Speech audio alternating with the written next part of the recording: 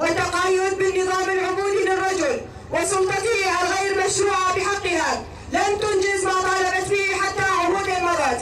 أما في عصرنا هذا ومنذ أن حملت سلاحها ضد الإرهاب وضد الظلم الذي عانته من داعش ووقفت على الجبهات الأمامية والتصدي له، أثبتت المرأة حقها في أن تخلص نفسها من العدوان بكافة أشكاله، وتصدرت على منبر الحرية بصوت عال وواضح وقوي.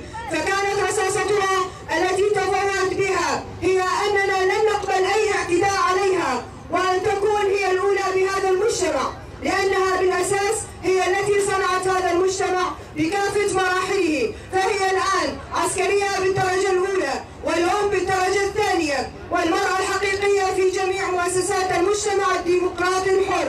لذلك نعلن للعالم أجمع أن تكون تجربتنا في المطالبة بالحرية تجربة تعمم على نساء العالم أجمع، وأن تكون المرأة هي عماد هذا المجتمع، وأن تكون لها صلاحية تامة في معاقبة ومحاسبة أي جهة تحاول كبت أي حق من حقوقها المشروعة لها.